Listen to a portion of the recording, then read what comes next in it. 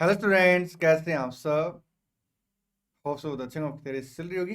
हाँ जी मेरे प्यारे प्यारे बच्चों, आइए आज मैं आप लोगों को आईसीआई के स्टडी मटेरियल से एनबीएफसी का चैप्टर कवर कराऊंगा। मैं आपको इस चैप्टर के आईसीआई के स्टडी मटेरियल में जितने इलिस्ट्रेशन है और जो क्वेश्चन है मैं सारे कवर कराऊंगा। अगर कोई इलिस्ट्रेशन या क्वेश्चन आपका सिमिलर टाइप का तो हम लोग उसे क्या करेंगे, स्किप कर देंगे। साथ में मैं आप लोगों को रेलिवेंट कॉन्सेप्ट को भी रिवाइज कराऊंगा। जनरली हम लोगों का आईसीआई का जो स्टडी मटेरियल बैच हम लोग कवर कर रहे हैं, क्या पैटर्न रहता है, मैं आपको पहले कॉन्सेप्ट को रिवाइज कराता हूं, फिर हम लोग क्या करते हैं, इलस्ट्रेशन और क्वेश्चन कवर करते हैं, ठीक। लेकिन बैंकिंग कंपनी में हमने क्या किया था सर, जो भी इलस्ट्रेशन आया था या जो भी क्वेश्चन आया था उससे पहले हमने क्या किया था, उस इलस्ट्रेशन या क्वेश्चन का रेलिवेंट कॉन्सेप्ट डिस्कस किया था और फिर हमने उस इलस्ट्रेशन या क्वेश्चन को कवर किया था। ऑन द सेम ट्यूनिंग मैं एनबीएफसी के चैप्टर में क्या करने वाला हूं, पहले सर हम लोग क्या करेंगे, इलस्ट्रेशन में पहुंचेंगे और इलस्ट्रेशन या क्वेश्चन से रिलेटेड जो भी कॉन्सेप्ट है उसको रिवाइज करेंगे, ठीक। जी सर। एक प्यारी सी बात और, ये जो बैच है आईसीआई का स्टडी मटेरियल बैच, ये रिवीजन पर्पज के लिए है, इसलिए जो मेरी बोलिंग स्पीड रहेगी वो नॉर्मल स्पीड से थोड़ी ज़्यादा रहेगी, ठीक है। जी सर, चलिए।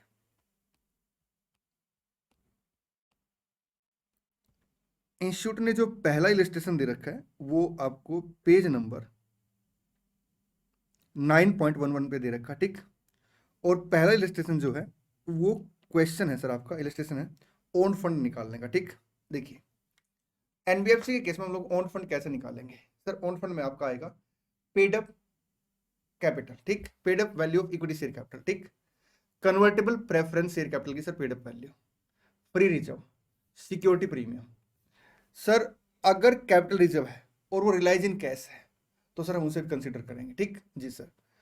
अगर कोई भी सर आपको लॉसेज है उसे माइनस कर देंगे, इंटेंजिबल एसेट की बुक वैल्यू माइनस कर देंगे, और अगर कोई डेफर्ड रिवेन्यू एक्सपेंडिचर है सर जिसको आपने राइट ऑफ नहीं किया उसे हम क्या करेंगे, माइनस कर देंगे। तो ओन फंड कैसे निकलेगा सर, आपका paid up equity share capital plus convertible preference share capital की पेड अप वैल्यू, ठीक, plus sir free reserve plus security premium plus आपका capital reserve if realise in cash as reduced by book value of intangible asset, accumulated losses and deferred revenue expenditure का balance जो अभी तक आपने right of नहीं किया। आइए illustration 1 पढ़ते हैं। Calculate own fund of an NBFC based on the following information. Paid up share capital sir own fund में आ जाएगी कितने से, 150 लाख से। फ्री रिजर्व सर आपका ओन फंड में आ जाएंगे कितने से, 250 लाख से। Compulsory convertible preference share sir बिल्कुल आ जाएंगे 50 लाख ओन फंड में, ठीक है। रिवैल्यूएशन रिजर्व नहीं आएगा। हाँ अगर कैपिटल रिजर्व होता, रिलाइजिंग कैश होता तो आ जाता साहब। सिक्योरिटी प्रीमियम आ जाता, ठीक, 150 प्लस 250 प्लस आपका 50, सर 450 से क्या आ गया, आपका ओन फंड आ गया। चलिए इलस्ट्रेशन 2 की तरफ बढ़ते हैं। देखिए जो इलस्ट्रेशन 2 आपका, ये आपका है नेट ओन फंड का। आइए नेट ओन फंड के कॉन्सेप्ट को पहले एक बार रिवाइज करते हैं। एनबीएफसी का जितना ओन फंड है उसके 10% से ज्यादा अगर आप इन्वेस्टमेंट करते हो, किस में इन्वेस्टमेंट करते हो अभी आपके साथ डिस्कस करूंगा, तो सर आप क्या करेंगे, ओन फंड को रिड्यूस कर देंगे उस इन्वेस्टमेंट से, और जो वो सर अमाउंट आएगा वो आपका नेट ओन फंड बन जाएगा। सबसे पहले कहता साहब, investment in share of subsidiary company in the same group, ठीक है, ओब्लिक अदर एनबीएफसी। उसके बाद कहता साहब, book value of debenture bond, आपका outstanding loan and advances including sir hire purchase and lease finance made to and deposit with subsidiary and company in the same group, ठीक। जी sir. तो हम लोग क्या करेंगे सर, ये इन्वेस्टमेंट रिड्यूस कर देंगे, लेकिन ये इन्वेस्टमेंट अलाउड है कहां तक, 10% ऑफ द ओन फंड तक, ठीक है। जी सर। चलिए टी फाइनेंस लिमिटेड, आइए छोटा सा क्वेश्चन है साथ साथ पढ़ लेते हैं। Is a NBFC, it provide the following information. Sir ये आपको कुछ इन्फॉर्मेशन प्रोवाइड कर रही है। Leased out asset investment in share of subsidiary and other and group company, in debenture of subsidiary and group company, ठीक है। Cash and bank balance आ गया, deferred expenditure आ गया, पेड अप कैपिटल, देखिए sir paid up capital own fund का part बन जाएगा, हाँ जी sir. Free reserve own fund का पार्ट बन जाएंगे, हाँ जी सर। आपका लोन डिपॉजिट यहाँ पे कंसिडर नहीं करेंगे, डेफर्ड एक्सपेंडिचर सर इसको क्या करेंगे, रिड्यूस कर देंगे। तो 100 प्लस 500 माइनस 200, 400 क्या आ गया सर, आपका ओन फंड आ गया, ठीक है। इसका 10% कितने से आएगा सर, 40 से, ठीक। जी सर। आइए इन्वेस्टमेंट सर आपने कितनी कर रखी टोटल 200 माइनस 40 अलाउड है, जो कि 160 इन्वेस्टमेंट क्या करेंगे माइनस कर देंगे, 240 सर आपका क्या आ जाएगा, नेट ओन फंड आ गया। ये देखिए, चलें जी सर, नेक्स्ट इलस्ट्रेशन की तरफ बढ़ते हैं।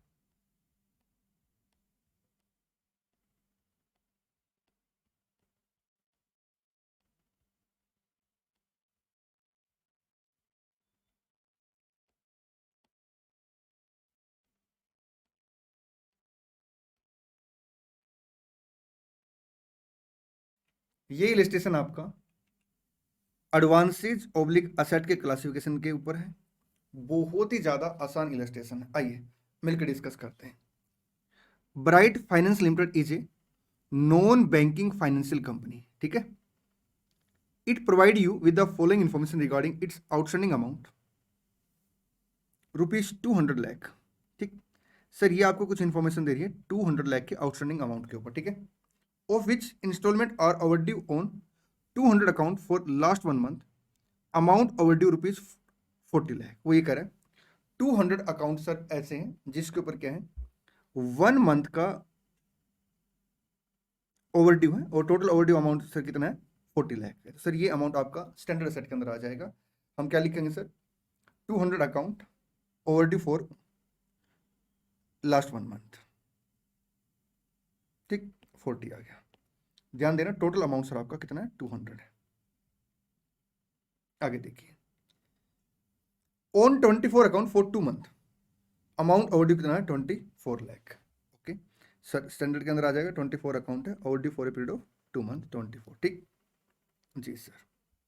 आगे देखिए क्या लिखते हैं, on 10 account for more than 30 month, amount overdue ₹20 lakh. Sir इसका क्वेश्चन ने क्या किया, आगे बाइफरकेशन दे रखा इस वाली लाइन का ना। And on 4 account for more than 2 year, amount overdue ₹20 lakh already identified as सब स्टैंडर्ड असेट। अगर सर आपका मोर देन 2 ईयर्स का अकाउंट है तो सर किस में आएगा वो, सर डाउटफुल में आएगा, ठीक है। तो डाउटफुल में लिखेंगे सर आप 4 account overdue more than 2 years.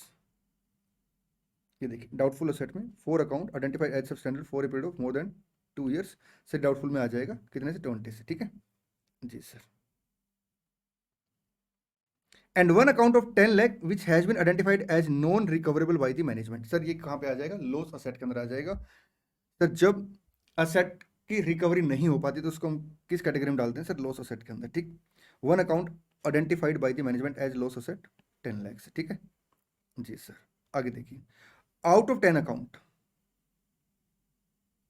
इसकी बात कर रहा है, overdue for more than 30 month, ठीक। 6 account are already identified as सब standard, amount ₹6 lakh. Sir doubtful में आ जाएगा, ठीक, for more than 12 month. Okay कितना आएगा सर, ये आएगा 6 अकाउंट है, ओवरड्यू 6 लाख है, लो जी। And other are identified as सब standard asset for a period of less than 12 month. Sir आपका अदर अमाउंट कितने से आ जाएगा, देखिए टोटल अकाउंट कितने थे सर, 10 अकाउंट थे, 20 लाख का ओवरड्यू अमाउंट है। सर 6 अकाउंट आपने आइडेंटिफाई किए हैं जो कि आपके डाउटफुल में गए हैं मोर देन 12 मंथ के हिसाब से, और उनका जो ओवरड्यू अमाउंट था 6 था, तो 4 अकाउंट 14 लाख सर आपका सब स्टैंडर्ड के अंदर आ जाएगा। 4 अकाउंट आइडेंटिफाइड एज सब standard asset for a period of less than 12 month, ठीक, 14 लाख। अब 200 में से सर ये आपको क्लासिफिकेशन दे दिया, तो ये अमाउंट आपका बैलेंसिंग फिगर आएगा। और 150 सर स्टैंडर्ड है, जिसमें सर 64 का अमाउंट आपका ओवरड्यू है, बाकी सर अमाउंट अभी ओवरड्यू नहीं है, ठीक, मतलब बाकी अमाउंट की अभी ड्यू डेट ऑफ पेमेंट नहीं आई है। तो ये 150 में से दोनों माइनस कर देंगे, ये फिर यहाँ स्टैंडर्ड सेट का बैलेंसिंग फिगर अमाउंट आ जाएगा। Classify the asset of the company in the line with the NBFC, systemically important, non deposit taking company and deposit taking company, ठीक, डायरेक्शन 2016। चलिए सर आपका इलस्ट्रेशन नंबर जो 4 है ये आपका provision against advances का है। देखिए सर हम लोग जो प्रोविजन क्रिएट करते हैं स्टैंडर्ड सेट पे कितना आएगा सर, स्टैंडर्ड सेट पे आएगा अपना 0.4%, ठीक। बट एक बात का ध्यान रखना, अगर सर जो एनबीएफसी है वो नॉन सिस्टमिकली इंपॉर्टेंट है, क्या है, नॉन सिस्टमिकली इंपॉर्टेंट है। तो सर स्टैंडर्ड सेट में जो प्रोविजन का रेट रहेगा 0.25% रहेगा। आई मीन टू से हमें सबसे पहले क्या करना पड़ेगा, आइडेंटिफाई करना पड़ेगा कि कंपनी जो है वो सिस्टमिकली इंपॉर्टेंट है या नॉन सिस्टमिकली इंपॉर्टेंट है। अगर सिस्टमिकली इंपॉर्टेंट है तो सर जो प्रोविजन का रेट रहेगा स्टैंडर्ड सेट पे वो 0.4% रहेगा, नॉन सिस्टमिकली केस में 0.25% रहेगा। ठीक, स्टैंडर्ड सेट के केस में। ठीक जी सर। सर स्टैंडर्ड से सब स्टैंडर्ड सेट में चले गए हम लोग। अगर सिस्टमिकली इंपॉर्टेंट है तो 3 मंथ जैसे सर ओवरड्यू हो जाएंगे ड्यू डेट से, तो सर हम लोग क्या करेंगे सर, उसे सब स्टैंडर्ड की कैटेगरी में लेके जाएंगे। लेकिन अगर वो नॉन सिस्टमिकली है सर, तो हम लोग क्या करेंगे सर, 6 मंथ के बाद उसे सर क्या करेंगे, सब स्टैंडर्ड की कैटेगरी में लेके जाएंगे। ठीक, सब स्टैंडर्ड से डाउटफुल में सर 12 मंथ है सिस्टमिकली इंपॉर्टेंट के लिए, और नॉन सिस्टमिकली इंपॉर्टेंट के लिए सर क्या है 18 मंथ है। ठीक है जी सर।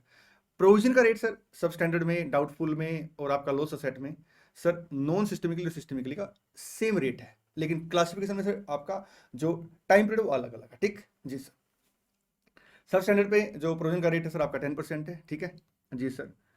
सर डाउटफुल पे अगर अनसिक्योर्ड है 100% है, लॉस सेट पे 100% है, डाउटफुल पे अगर सिक्योर्ड है 0 to 1 ईयर सर आपका 20% है, 1 to 3 ईयर सर आपका 30% है, 3 to इनफाइनाइट पीरियड अगर सर डाउटफुल सिक्योर्ड है तो 50% है। ठीक है जी सर। आइए, while closing its books of account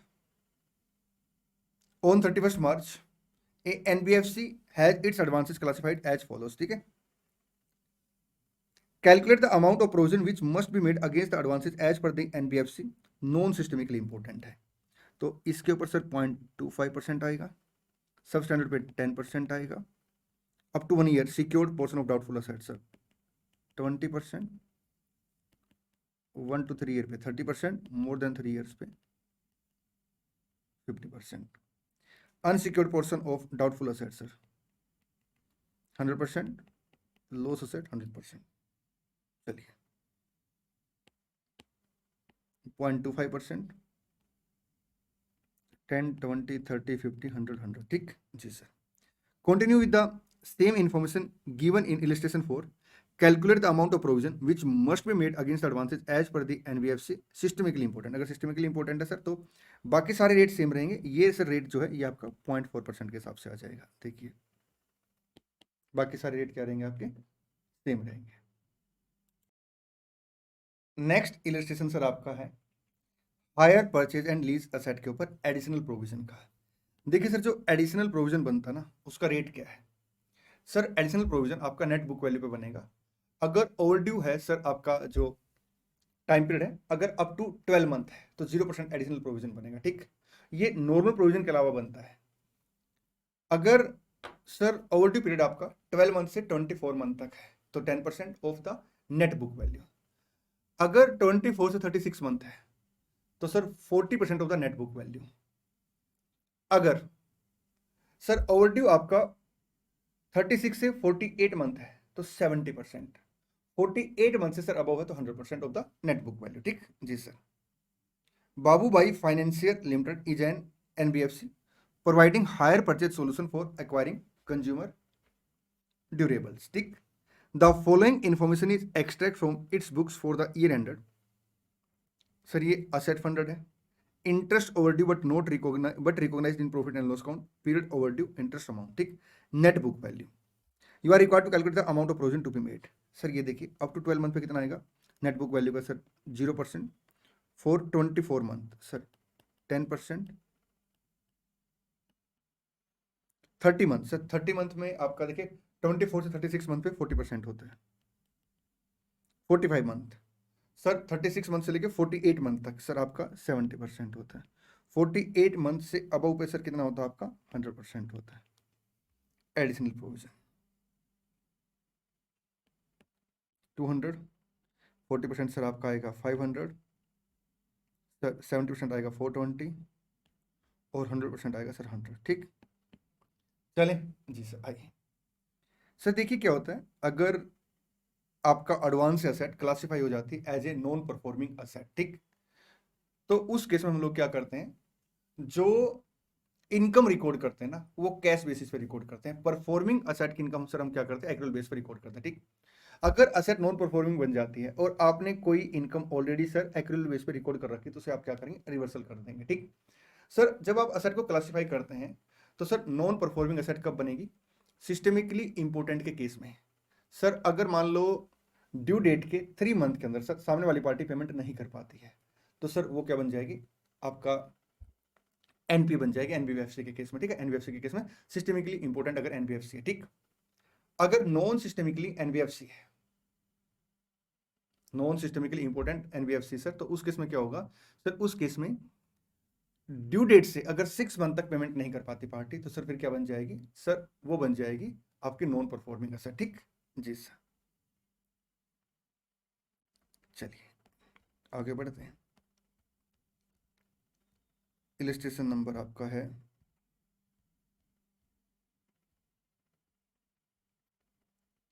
7।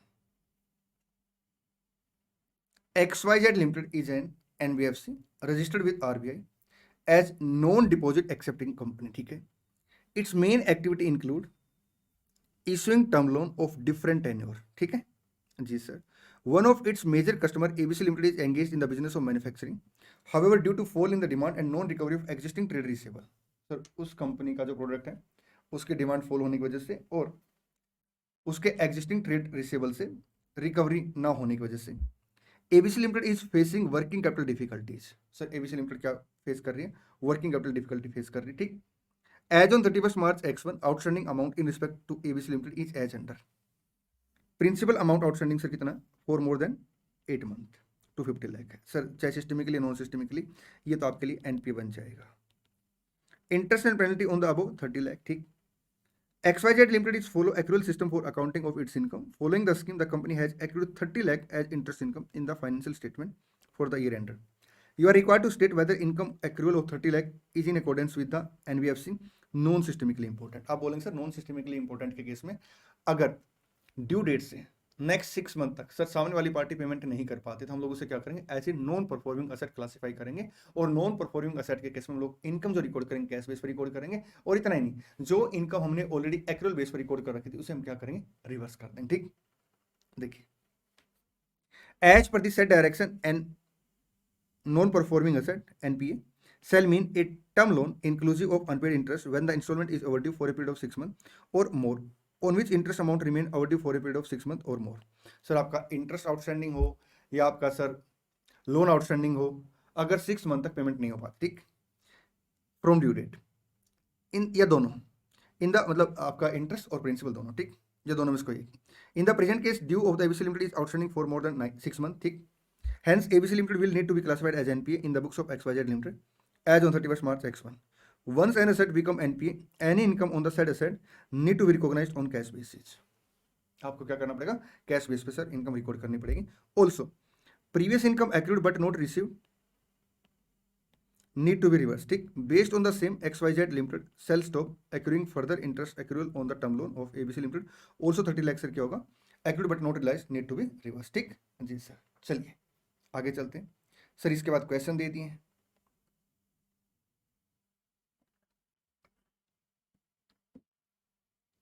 देखिए question 1 sir, duplicate question, similar illustration हमने कवर कर लिया, सिमिलर इलस्ट्रेशन हमने कवर कर लिया सर, सिमिलर इलस्ट्रेशन हमने कवर कर लिया, सिमिलर इलस्ट्रेशन सर हमने कवर कर लिया सर, सिमिलर इलस्ट्रेशन हमने कवर कर लिया, ठीक है।